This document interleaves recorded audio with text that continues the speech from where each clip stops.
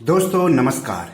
दोस्तों, भारी बारिश के दिनों में या फिर कभी भूकंप आता है या चक्रवात या आंधी तूफान आता है तो हम कई बिल्डिंगों के गिरने की खबर पढ़ते हैं, सुनते हैं या फिर कहीं से हमें जानकारी होती है। तो क्या आपने सोचा है कि जो बिल्डिंगें गिर जाती हैं उसके रिपेयरिंग में कितना खर्च आता होगा और अचानक आए इस खर्च का इंतजाम बिल्डिंग में रहने वाले लोग कैसे करते होंगे? अगर आपने नहीं सोचा है तो आप सोचिए, क्योंकि बिल्डिंग हमारी सुरक्षा करती है। जिस बिल्डिंग में हमारा फ्लैट होता है वहाँ हमारी दुनिया बसती है, यानी हमारे परिवार रहते हैं। और अगर बिल्डिंग को कुछ होता है तो हमारे परिवार संकट में आ सकते हैं, हम संकट में आ सकते हैं। तो बिल्डिंग को भी कई चीज़ों से खतरा होता है। बिल्डिंग को भी कई घटनाएं, अप्रत्याशित घटनाएं नुकसान पहुंचा सकती है। तो इसके लिए हमें तैयार रहना चाहिए। तो इसकी तैयारी कैसे करें? इसका एक उपाय है बिल्डिंग इंश्योरेंस। यानी अगर आप बिल्डिंग इंश्योरेंस लेते हैं तो अनचाहे घटनाओं से, अप्रत्याशित घटनाओं से अगर आपकी बिल्डिंग को नुकसान पहुंचाता है तो उसके रिपेयर की भरपाई इंश्योरेंस देने वाली कंपनी करती है। तो अगर आप महाराष्ट्र में किसी कोऑपरेटिव हाउसिंग सोसाइटी में रहते हैं तो आप अपने मैनेजिंग कमेटी को जरूर बिल्डिंग का इंश्योरेंस लेने के लिए कहें, क्योंकि Maharashtra cooperative housing societies bylaws 161A के मुताबिक कोऑपरेटिव हाउसिंग सोसाइटी को आग, भूकंप, बाढ़, आंधी तूफान जैसे रिस्क के खिलाफ बिल्डिंग ढांचे और दूसरे सामानों का पर्याप्त इंश्योरेंस लेना जरूरी है। तो आप अपने मैनेजिंग कमेटी से जरूर गुहार करें बिल्डिंग का इंश्योरेंस लेने के लिए। तो अब आप समझ गए होंगे मोटा मोटी कि बिल्डिंग का इंश्योरेंस लेना क्यों जरूरी है।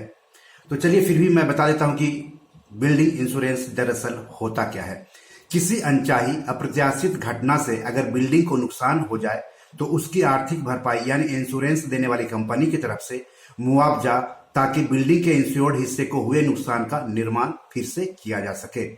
हाउसिंग सोसाइटी में जो बिल्डिंग होती है या फिर कहीं पर भी जो बिल्डिंगें होती हैं उसे नुकसान पहुंचाने वाले बहुत सारे फैक्टर्स हैं, जैसे कि बाढ़, आग, तूफान, चक्रवात, आंधी, दंगे फसाद, आतंकवादी हमले, विस्फोट, आकाशीय बिजली, भूस्खलन यानी लैंडस्लाइड, भूकंप वगैरह।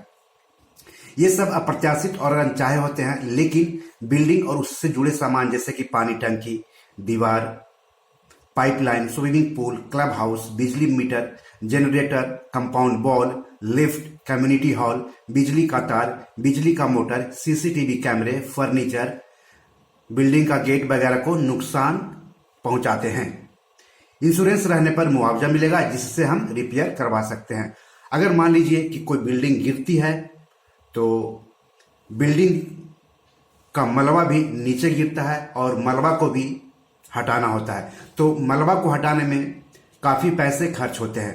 तो कई जो लोग इंश्योरेंस करवाते हैं वो सलाह देते हैं कि आप मलबा हटाने का भी कवर अपने इंश्योरेंस पॉलिसी में जरूर लें, क्योंकि जब मलबा हटाने का काम होगा तो उसमें जो पैसे खर्च होंगे उसकी भरपाई इंश्योरेंस कंपनियां करेंगी, अगर आपके बिल्डिंग इंश्योरेंस में वो कवर होगा तब। इसके अलावा जब बिल्डिंगें गिरती हैं तो सर्वेयर या फिर ऑडिटर की नियुक्ति की जाती है नुकसान की गणना के लिए, नुकसान का कैलकुलेशन करने के लिए। तो अगर बिल्डिंग इंश्योरेंस में सर्वेयर कॉस्ट अगर शामिल होती है तो जो सर्वेयर का जो कॉस्ट होता है, सर्वेयर की जो फीस होती है, उसकी भरपाई इंश्योरेंस कंपनियां करती हैं। तो ये ध्यान रखें कि जब आप बिल्डिंग का इंश्योरेंस लेने जाए तो उसमें क्या क्या शामिल करना चाहते हैं। एक होता है कि बिल्डिंग का स्ट्रक्चर और प्लिंथ का ही सिर्फ इंश्योरेंस होता है, और एक होता है कि बिल्डिंग स्ट्रक्चर और प्लिंथ के साथ साथ बिल्डिंग के जो सामान है, जैसे कि बिल्डिंग का बाउंड्री वॉल, गार्डन, ओवरहेड टंकी, club house, swimming pool, CCTV कैमरे, बिजली मीटर, बिजली के तार, इसके अलावा मेन गेट, इसके अलावा बिजली का जो मोटर है वो भी शामिल किया जाता है। तो अगर आप अलग अलग सेपरेट करवाएंगे इंश्योरेंस तो हो सकता है इसका प्रीमियम ज़्यादा देना पड़े आपको, और अगर आप सिर्फ बिल्डिंग स्ट्रक्चर और प्लिंथ का करवाते हैं तो हो सकता है कम प्रीमियम देना पड़े, लेकिन जब भी आप बिल्डिंग इंश्योरेंस लें तो आप सेपरेट सेपरेट भी लें तो ज्यादा बेहतर होगा, क्योंकि जब नुकसान पहुंचता है तो टंकी को भी पहुंच सकता है, पाइपलाइन को भी पहुंच सकता है, बिल्डिंग को भी पहुंच सकता है, बिल्डिंग के गार्डन को भी पहुंच सकता है। तो ऐसे में जब आप सिर्फ बिल्डिंग का लेंगे तो हो सकता है इसके रिपेयर में जो खर्च होंगे वो उसकी भरपाई इंश्योरेंस कंपनी नहीं कर पाएगी। तो ऐसे में आपको बिल्डिंग स्ट्रक्चर के साथ साथ इन चीजों का भी इंश्योरेंस लेना जरूरी है। बिल्डिंग इंश्योरेंस के समय एक दो चीजें और होती है कि जब भी बिल्डिंग गिरती है तो हो सकता है कि बिल्डिंग परिसर से अगर कोई व्यक्ति जा रहा हो और उसकी मौत हो जाए, खुदा ना खास्ते ऐसा ना हो, लेकिन अगर ऐसा हो जाए तो भी बिल्डिंग इंश्योरेंस में आप शामिल ऐसे चीजों को भी आप बिल्डिंग इंश्योरेंस में शामिल करवा सकते हैं। थर्ड पार्टी लायबिलिटी कहलाती है ये। तो इसके लिए हो सकता है ज्यादा प्रीमियम देना पड़े। इसके अलावा जो बिल्डिंग के मैनेजिंग कमेटी के लोग होते हैं उन्हें कई तरह के फैसले लेने होते हैं और हो सकता है कई बार कुछ फैसलों के खिलाफ कुछ मेंबर्स कोर्ट में चले जाए, तो ऐसे में कोर्ट कचहरी के चक्कर में काफी पैसे सोसाइटी के खर्च हो जाते हैं। तो इन खर्चों की भरपाई के लिए भी मैनेजिंग कमेटी लायबिलिटी इंश्योरेंस आप ले सकते हैं, जिससे कि जब भी ऐसे मौके आएंगे तो उसकी भरपाई यानी कोर्ट के फीस की भरपाई आप इंश्योरेंस के पैसे से कर सकते हैं। तो एक तो है कि जो जरूरी इंश्योरेंस है वो standard fire and special pages insurance policy, ये सबसे जरूरी है। इसे लेना हर कोऑपरेटिव सोसाइटी के लिए जरूरी है। ये पॉलिसी रहने पर, नुकसान होने पर हम पॉलिसी के पैसे से रिपेयर करवा सकते हैं। तो दोस्तों सवाल है कि आप पॉलिसी लेंगे कहां से?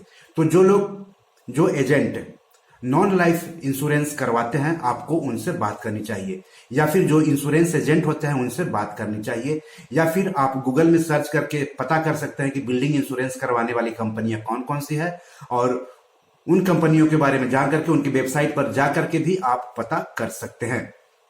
अब सवाल है कि आपको कितने का इंश्योरेंस लेना चाहिए, मतलब सम एश्योर्ड कितने का होना चाहिए। तो इसका एक फॉर्मूला एक्सपर्ट लोग बताते हैं कि आप सबसे पहले अपनी बिल्डिंग का जो पूरा एरिया है स्क्वायर फीट में वो नाप लें, और मौजूदा समय में अगर उस बिल्डिंग का निर्माण करवाना हो तो पर स्क्वायर फीट कितना कॉस्ट आएगा वो पता कर लें, और पूरे एरिया को पर स्क्वायर फीट कंस्ट्रक्शन कॉस्ट से गुना कर दें, और जितनी रकम बनती है उतनी रकम का आपको इंश्योरेंस लेना चाहिए। सपोज कि आपकी बिल्डिंग अगर गिर जाए तो उसे रिपेयर करने का मौजूदा कॉस्ट 2,500 रुपए पर स्क्वायर फीट है, और आपकी बिल्डिंग का जो पूरा एरिया है वो 30,000 स्क्वायर फीट है, तो 30,000 गुने 2,500 यानी करीब करीब 7.5 करोड़। तो अगर इतना है तो आप 7.5 करोड़ सम एश्योर्ड के इंश्योरेंस पॉलिसी जरूर लेना चाहिए। तो इसका प्रीमियम कितना बनता है वो आप एजेंट से पता कर ले। तो ये एक मोटा मोटी गणना करने का तरीका है, फॉर्मूला होता है। और दोस्तों मैं आपको बता दूं कि कई बार लोग अंडर इंश्योर्ड होते हैं, यानी जितना एक्सपेक्टेड कॉस्ट है उससे कम का इंश्योरेंस लेते हैं। तो जिससे क्या होता है कई बार बाद में दिक्कत होती है कि मान लिया कि ऐसी घटनाएं हो जाए, अनवांटेड घटनाएं हो जाए, अनप्रेसिडेंटेड घटनाएं हो जाए और आपको रिपेयर करवाना पड़े, तो जितने का इंश्योरेंस होता है वो पैसे कम पड़ जाते हैं। तो इससे क्या होता है कि जो आपके सोसाइटी में पैसे हैं या फिर आपके मेंबर्स से पैसे लेने होते हैं, तो कोशिश करें कि जितना सम एश्योर्ड बन रहा है उतने का ही इंश्योरेंस पॉलिसी हमें लेना चाहिए।